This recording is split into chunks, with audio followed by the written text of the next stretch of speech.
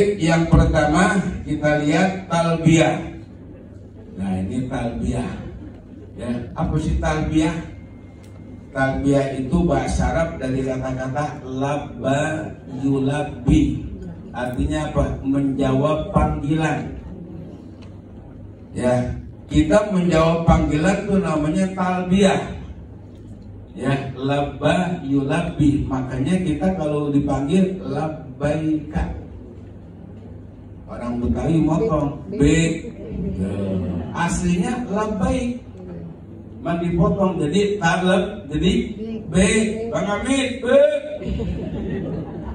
Ya, mending B-nya enak B. Saru antara kemedi. Ya, labbaik. Jadi labbaik artinya aku penuhi panggilanmu ya Allah. Ya, kita laporkan sama-sama labbaik Allahumma labbaik. Labbaik Allahumma labbaik. Labbaik la syarika laka labbaik. Labbaik la syarika laka. Innal hamda wan ni'mata laka wal mulk la syarika lak. Itu latihan dulu. Ya. Latihan talbiyah, ada yang pakai lagu, lagunya macam-macam. Orang Indonesia lagunya sama dah, yang rada miring-miring dikit. Labbaik Allahumma labbaik, labbaik la syarika laka labbaik, innal hamda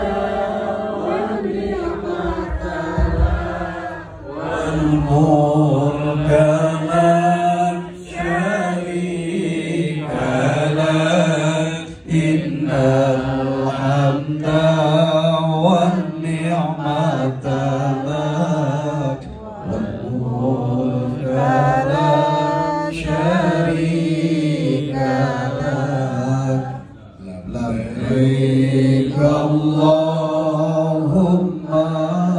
labbaik, labbaik la syarika laka labbaik, innal hamda wan ni'mata lak, wal mulka lak syarika lak, innal hamda wan ni'mata lak, syarika lak. Sedap ini saya yakin sering baca talbiyah buat orang pergi haji, tapi baru kali ini ngembong. Oh ngembong, air matanya ngembong. Kenapa? Kali ini beliau baca talbiyah betul-betul buat diri beliau. Subhanallah. Nyaut, kita dari sekarang udah nyaut, udah menjawab panggilan Allah. Panggilan Allah. Makanya kalau bapak nangis di sono jangan ditahan, lepasin aja. Udah ditahan kan jadi bisul. Lepas, mau nangis mau apa lepas. Pagi hari udah sering di sono. Pasti kalau soal nangis mah jangan ditanya.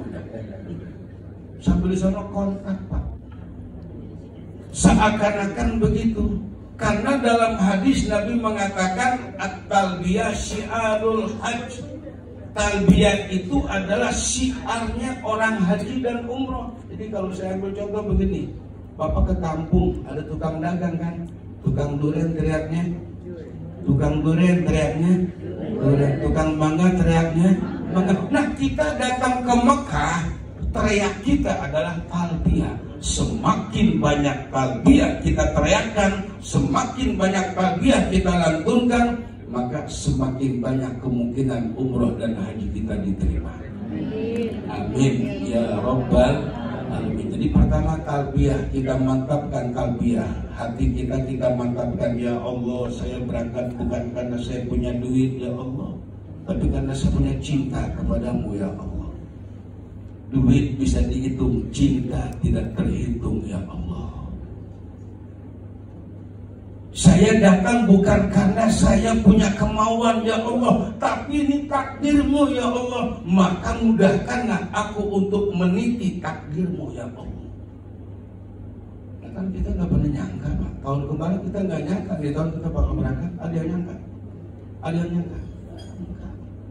Pengen iya, siapa juga pengen. Tapi ternyata Allah tentukan tahun ini adalah ketentuan Allah. Maka ya Allah, mudahkan aku ya Allah untuk meniti takdirmu. Amin ya Rabbal Alamin. Ini umroh. Ya, makanya umroh itu dikatakan adalah ya pergi menuju Baitullah, satu-satunya tempat di dunia yang gak ada di tempat lain. Baitullah, pergi menuju Baitullah untuk atau Ka'bah untuk melaksanakan ibadah-ibadah tertentu. Mana? Tawaf, terus sa'i, dan gunting rambut atau untuk tahallul. Ini aja umroh. Ya Pak ya, nggak banyak pekerjaannya. Ini umroh ya. Yang pertama kita lihat di sini ada gambarnya Ka'bah. Ini satu-satunya, nggak ada lagi tempat lain. Ya. Kemudian yang kedua ini tempat sa'i. Ya, ini tempat sa'i, Bukit Sofa. Ya, ini gunting rambut. Kalau gunting rambut Pak sering dah. Ya, gunting rambut di sono nggak kayak orang Garut. Kalau gunting rambut Asgar kan, Pak mohon maaf Pak ya dipilingin palanya enak. Kalau sono kalau kan nah gunting orang Pakistan. Enak aja boleh kita tahu. Ya, baik Bapak dan Ibu sekalian, ini yang pertama syarat-syarat umroh. Ya, kita lihat syarat-syarat umroh. Yang pertama Islam. Kita nggak bahas habis dan ngomongin sih. Pertama Islam, udah Islam semua kan? Alhamdulillah. Semuanya udah pada beragama Islam. Syarat yang pertama udah terpenuhi Islam. Yang kedua, alhamdulillah udah pada balik. Udah balik. Hah? Bukan balik lagi, ulu. Ya, udah balik, alhamdulillah. Ya, alhamdulillah. Berarti banyak Pak anak-anak kecil yang diajak umroh. Kalau haji udah nggak mungkin aja anak kecil umroh. Ya, mereka boleh aja pergi haji, pergi umroh, tetapi nanti ketika mereka sudah balik, mereka tetap masih wajib umroh. Ya, kemudian yang ketiga berakal sehat. Alhamdulillah, tadi buktinya suruh makan pada makan, berarti akalnya sehat.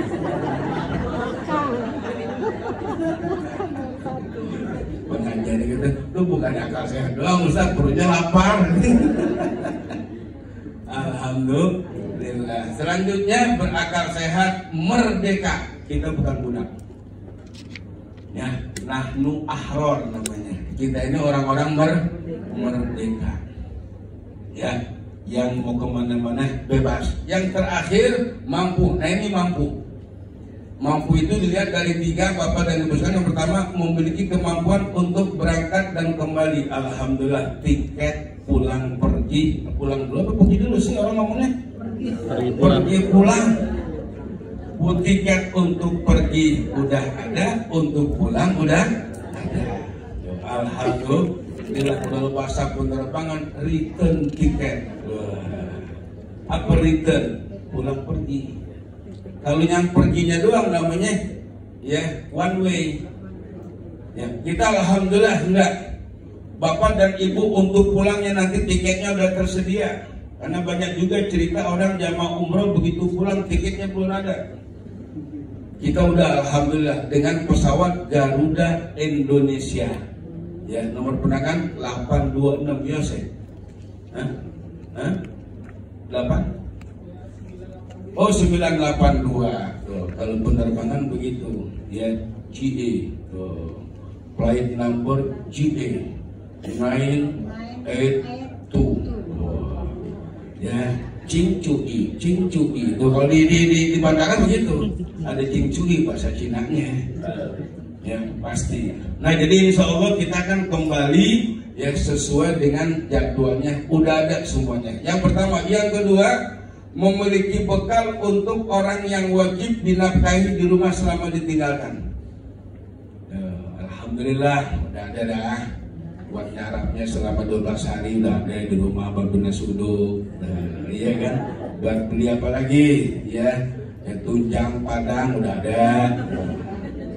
Nggak boleh mentang-mentang kita mau umroh, pokoknya gue titipin anak tuh masih segala kasih makan. Nggak boleh. Ya, jadi kemampuan itu selama 12 hari kitanya enggak kebelangsang, enggak terlantar. Yang di rumah pun yang kita tinggalkan tidak terlantar, cukup makannya cukup, listriknya dicabut, bayar-bayar.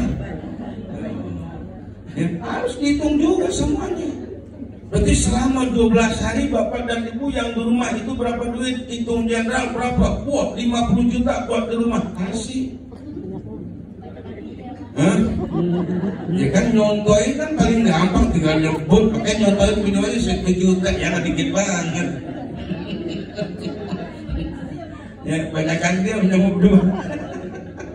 Yang pokoknya harus ditanggulangi. Apalagi air pam, semua dihitung.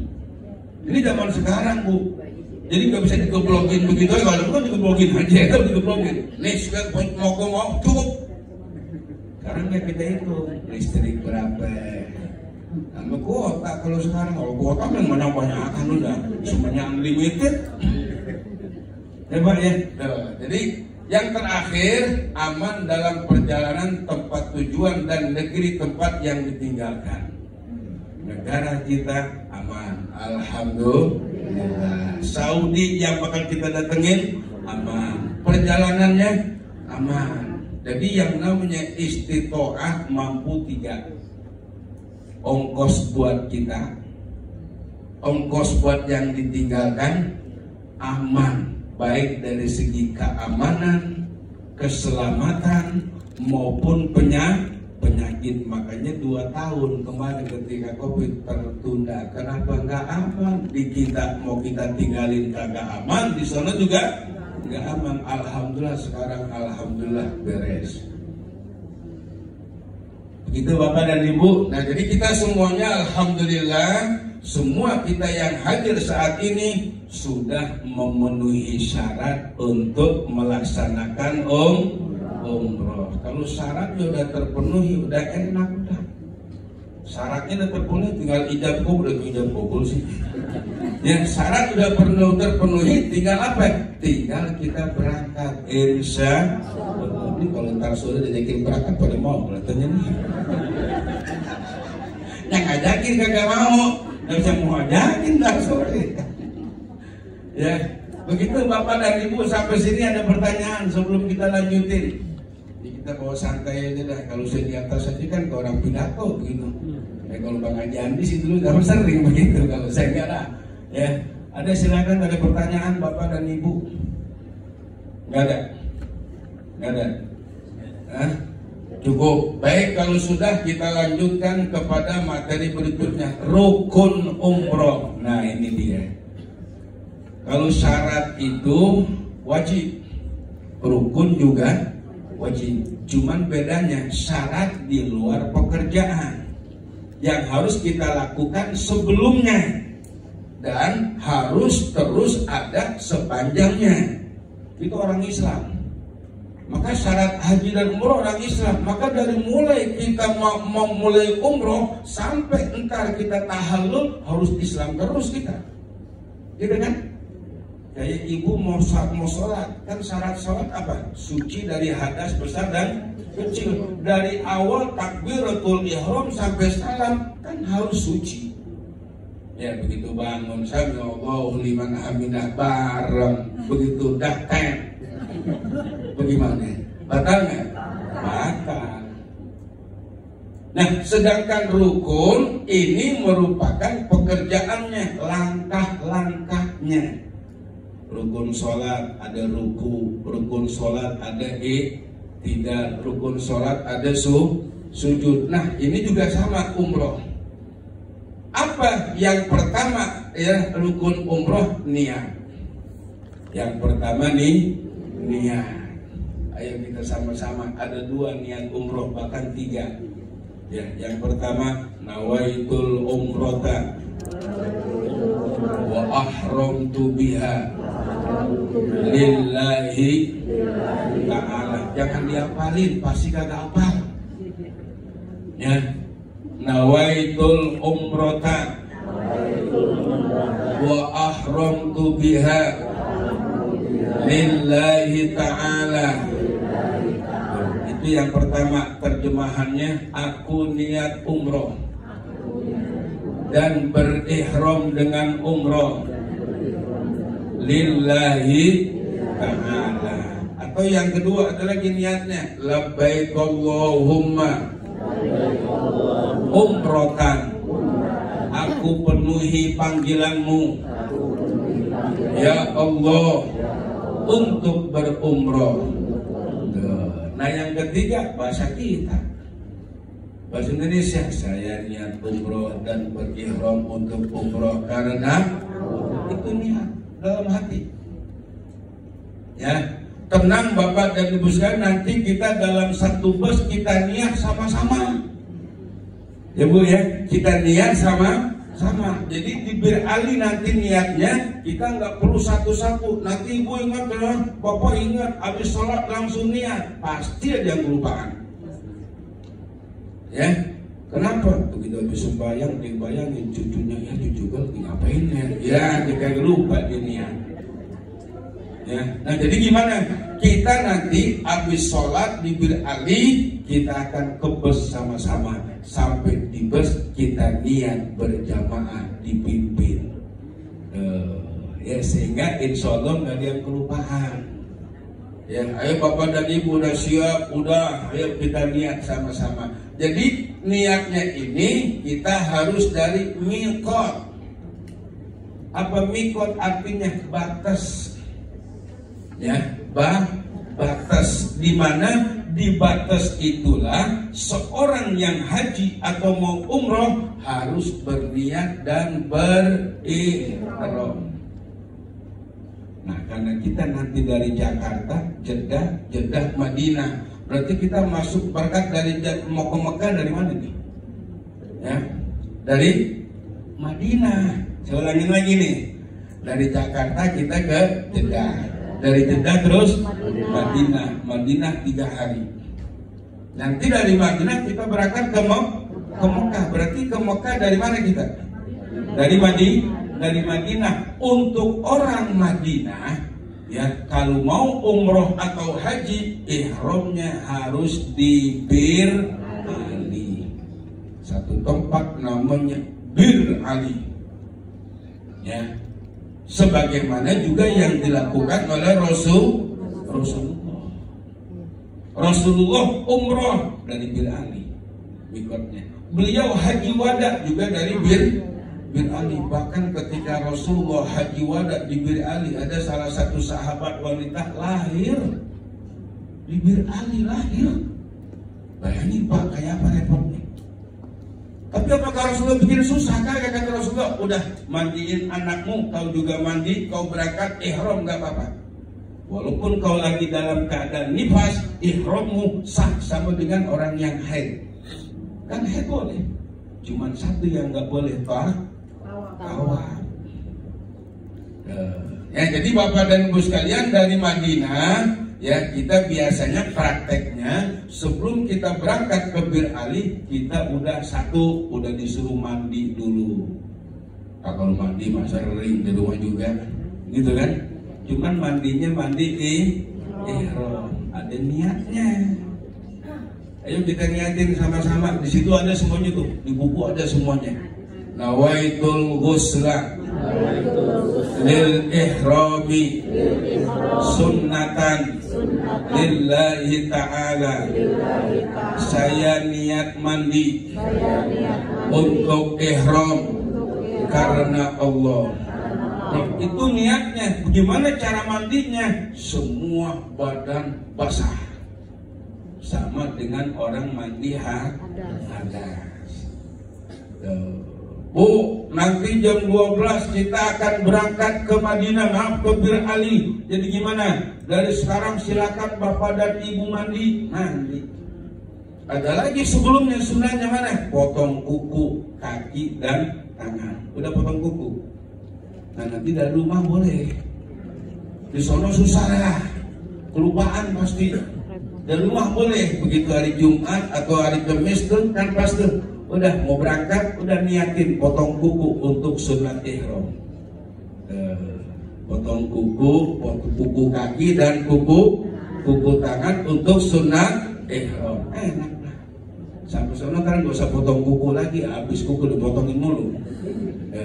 Ya udah bersih. Kenapa? Karena kuku ini dia khawatirkan kan tajam kalau dia panjang. Karena tajam kalau kita giniin rambut kita atau kulit kita berdarah, terkena larangan ihram, kena dam. Rambutnya rontok, nyangkut di kuku. Jadi gimana? Kita potong dan lebih enak, lebih rapi. Ya, sebelumnya apa lagi? Ya, sebelum kita melaksanakan ihram, apalagi kita sholat sunat ihram. Ada lagi niatnya, usolli sunnatal ihrami rakaataini lillahi ta'ala. Saya niat sunat ihram 2 rakaat karena Allah. Waduh, baru umroh udah banyak banget yang mesti dihafalin. Nggak perlu apa. Dalam umroh, dalam haji nggak ada sepotong doa pun yang wajib dihafal. Nggak ada yang wajib dibaca. Ya, jadi cukup dalam hati niat sholat ihram 2 rakaat. Rakaat pertama baca Fatihah sama kuliah apal kuliah. Alhamdulillah, tergantung sih. Kadang-kadang karena suasana hatinya lagi benar, kuliah kagak berapi. Baca kuliah kagak tahu bulan. Wala antum. Wala antum. Temennya ngomong di belakang, walau dolin, amin lagi.